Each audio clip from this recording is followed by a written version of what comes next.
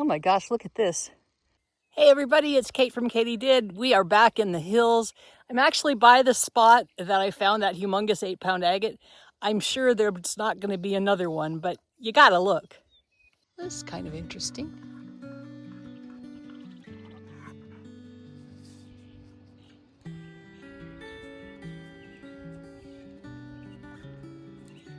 Might be our first agate of the day hiding in the gravel.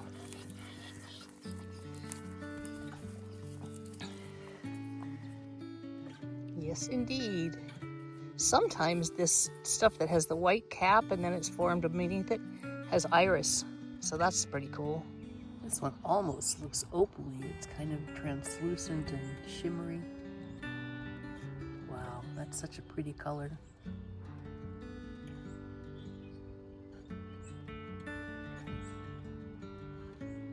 One kind of difficult thing about hunting in the hills is that they often have a lot of muck on them.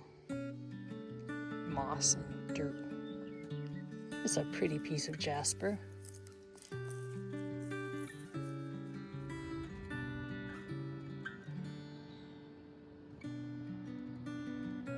Here's another agate, I think. Pretty wedged in the ground. Yeah, that's pretty.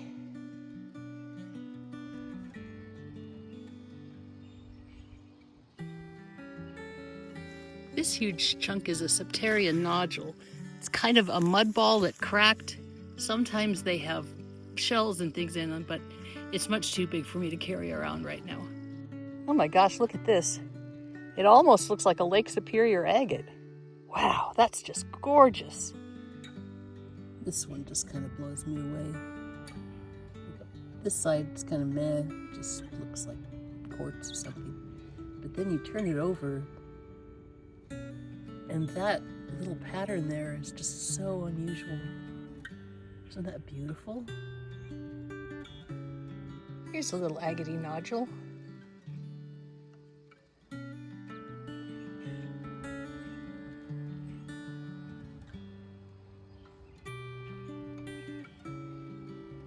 It's a pretty one. Another little agate, I think. Looks like maybe a waterline agate, but it has a pocket here. We'll clean that up better and take a look at it.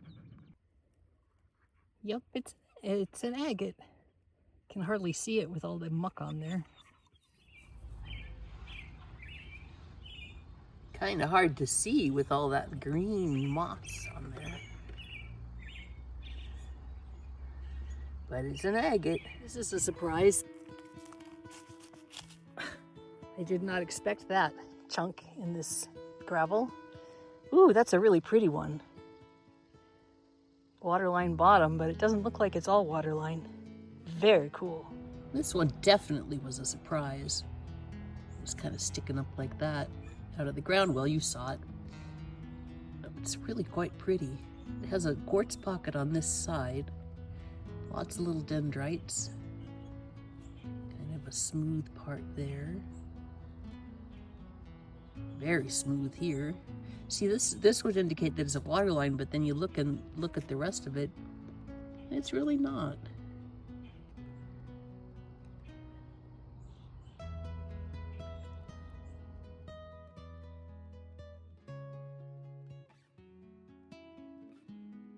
This is cool.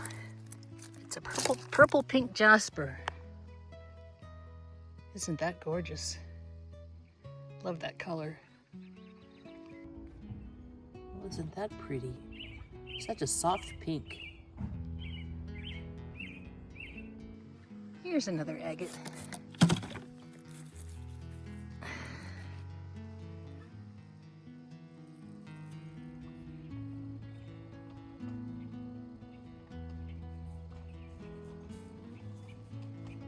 Look at this plumy jasper. Jasper agate, actually. Oh, that's cool.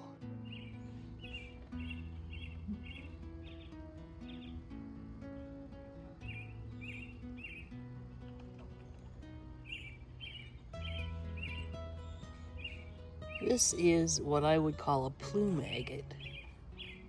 Just really pretty. See those plumes? Nice. It's another one of those beautiful swirly jaspers.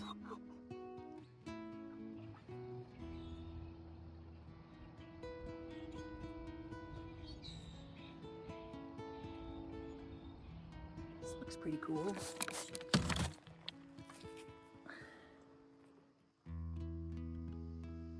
Oh yeah, that's got bands in it. That is a beautiful one.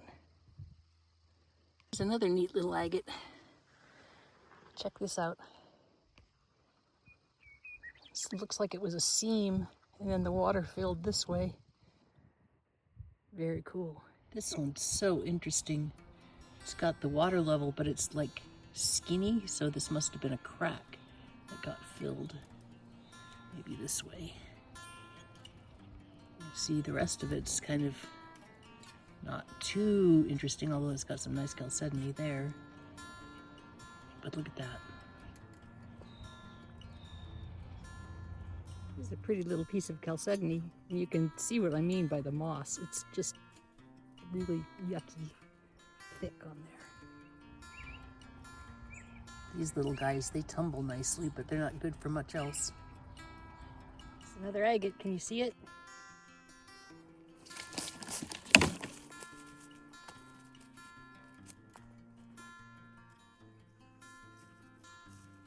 That's really pretty, except for on that side.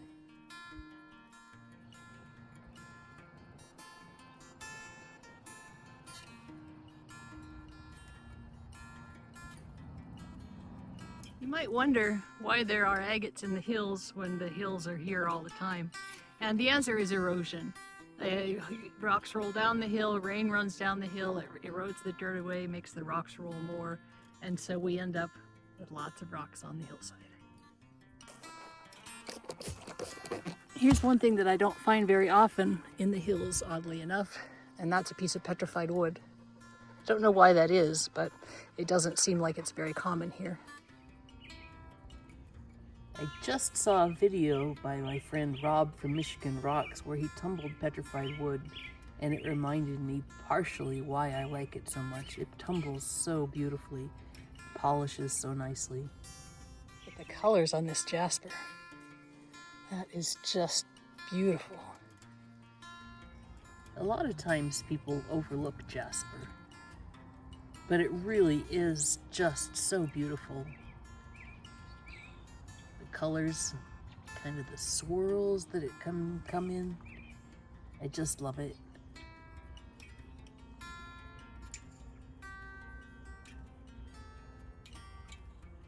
Cool. Interesting. I'm not sure it's an agate, but it sure is a pretty color.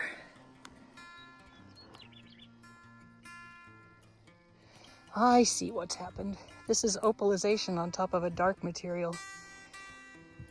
So it's really not anything, just a dark rock, but it sure is pretty on this side. Here's another really dark chalcedony. I'd call this one a root beer agate. Makes me want to have some root beer. How about this one? I think this is what we call a near agate, but it's dirty enough because, see, look, it's not very clear right there. It's kind of more milky a little bit. But since it's relatively small, I'll take it home and we'll find out for sure. This is interesting. I think this is a conglomerate. See, it's got these big chunks of I don't know, quartzite or something, but it looks like it's cemented with silica.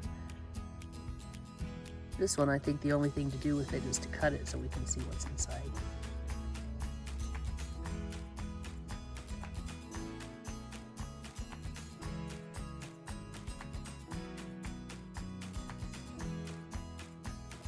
This is even more beautiful than I thought it would be. Just look at that.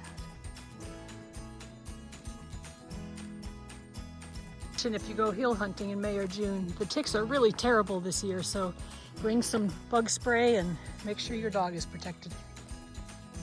Hey, this is looking good.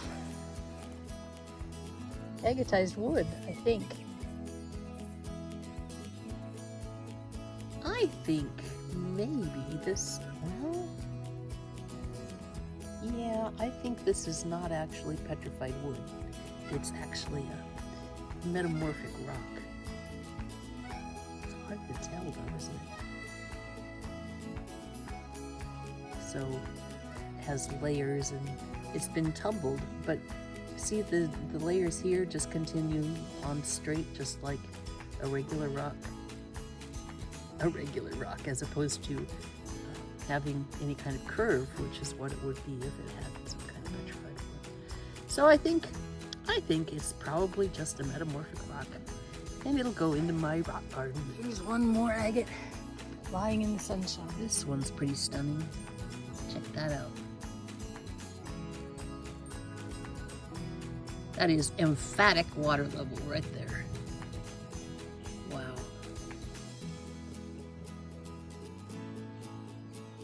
There's another one in the mud. I guess it's just dirt right now, huh?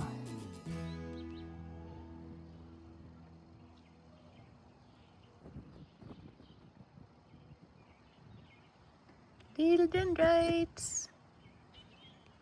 Well, it's getting hot and Kava got a cactus in her snout. I got it out, but it wasn't pleasant. And I think we're both ready to go home. So thanks for coming along. This is Kate from Katie Did. Keep on doing.